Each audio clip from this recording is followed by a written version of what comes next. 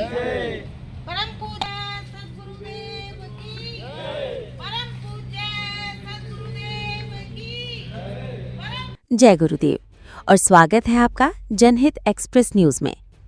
आज हम आपको एक ऐसे मिलन की कहानी बताने जा रहे हैं जहां गुरु और शिष्य का अटूट प्रेम और भक्ति देखने को मिली। जब शिष्य के अंतःकरण में गुरुदेव से मिलने की तड़प इतनी प्रबल हो जाती है तो वो सारे बंधनों को तोड़कर गुरु की ओर खींचा चला आता है। रविवार को दिल्ली में ऐसा ही एक भावनात्मक संगम देखने को मिला जिसने हर किसी का मन मोह लिया। दिल्ली के आरोग्य धाम में आजमगढ़, मोहम्मदाबाद और खुरहट से आए सिद्धाश्रम साधक परिवार के 2 दर्जन से अधिक समर्पित साधकों ने अपने परम पूज्य गुरुदेव नंदकिशोर श्रीमाली जी से भेंट की। ये सिर्फ एक साधारण मुलाकात नहीं थी, बल्कि ये गुरु शिष्य परंपरा का एक जीवंत और महान भावनात्मक मिलन था, जिसने गुरु और शिष्य के पवित्र रिश्ते की गहराई को दर्शाया। इस विशेष भेंट का एक और महत्वपूर्ण पहलू था आगामी गुरु पूर्णिमा साधना शिविर 2026 की तैयारियों के रूप में भी हुई, जो इस बार अयोध्या धाम में होने जा रहा है। जी हाँ, प्रभु श्री राम की नगरी अयोध्या। इस ऐतिहासिक घोषणा को गुरुदेव ने हाल ही में हरिद्वार में आयोजित शिविर के दौरान सार्वजनिक किया था और इस महाशिविर की जिम्मेदारी सौंपी गई है सिद्धाश्रम साधक परिवार आजमगढ़ को। इस भव्य संकल्प को साकार करने के लिए संगठन के अध्यक्ष श्री फौजदार सिंह ने अभी से तैयारी की कमान संभाल ली है। उन्होंने बताया कि प्रभु श्री राम मंदिर बनने के बाद अयोध्या में श्रद्धालुओं की संख्या में भारी वृद्धि हुई है, अतः विश्व शिविर की व्यवस्था भी उसी भव्यता और व्यापकता से की जा रही है। फौजदार सिंह जी ने कार्यकर्ताओं में ऊर्जा और चैतन्य भरने हेतु गुरुदेव से विशेष प्रार्थना की ताकि वे आगामी दोनों महत्वपूर्ण शिविरों में पूरे समर्पण और ऊर्जा से कार्य कर सकें। पहला 11-12 अक्टूबर 2025 का कामाख्या साधना शिविर और दूसरा गुरु पूर्णिमा शिविर 2026 अयोध्या धाम में।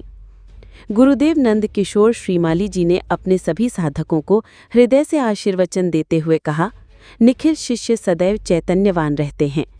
अयोध्या है तो सब आएंगे ही, लेकिन आप तो हनुमान हैं जो सेवा करते हैं, जो व्यवस्था संभालते हैं। गुरुदेव ने आगे कहा कि मुझे पहली लाइन पर बैठे कार्यकर्ता नहीं दिखते हैं।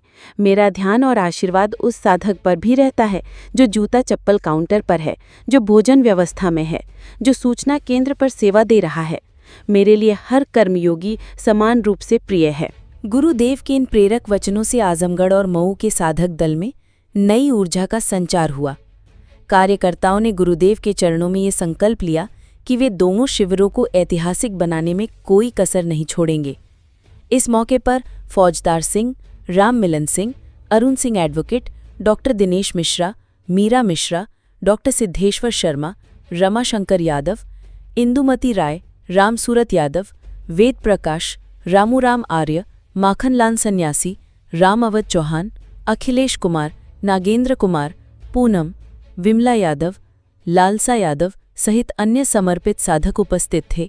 ये दृश्य केवल एक मिलन का नहीं था, ये था पुनर्जन्म जैसी अनुभूति का, जहां शिष्य को गुरुदेव के सान्निध्य में अमृत की अनुभूति हुई। इस अद्भुत और भावनात्मक मिलन की झलकियां आपके लिए लेकर आए हैं जनहित एक्सप्रेस न्यूज से सिद्धेश्वर शर्मा। इसी के साथ आज के इस विशेष बुलेटिन का समापन करते हैं। गुरु की महिमा को नमन करते हुए हम यही कहेंगे कि जिसे मिला सद्गुरु का साथ, उसे जीवन में क्या बाकी रह जाता है। नमस्कार, जय गुरुदेव। क्योंकि पूरा हिंदुस्तान आता है। अब अयोध्या है तो राम जी के नाम से सब आ जाएंगे, लेकिन आप हो हनुमान, तो सब काम तो हनुमान ही करते हैं, है ना। और हर एक के घर में छोटा मोटा बाधा, बीमारी, तो ये तो सब चलता रहता है, लेकिन हम किस तरह से समय दें और हर आदमी की जो व्यवस्था होती है, माल्यार्पण तो सब करेंगे ही, लेकिन सब लोग अपना अपना काम देखें ना।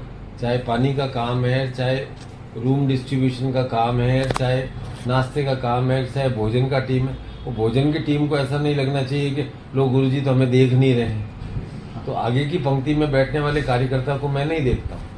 मेरा ध्यान हमेशा आशीर्वाद निरंतर जाता है जो जूता चप्पल के पंडाल के स्टॉल पे है, जो सूचना केंद्र पे है, जो भोजन व्यवस्था के स्टॉल पे है, जो और अन्य काम के स्टॉल पे है, जो कार्यकर्ता लाइनों में व्यवस्था कर रहे हैं।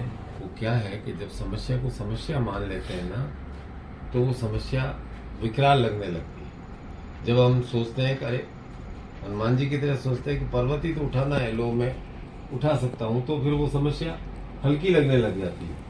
जब हम जीवन क्रम में हम समझते हैं कि सब सीधा सीधा ही चलता रहे, तो होता नहीं है। अब बच्चे होते हैं, बड़े होते हैं, उनकी समस्याएं होती है, फिर बच्चों के बच्चे होते हैं, उनकी समस्या होती है। तो ये तो एक जीवन का रंग है।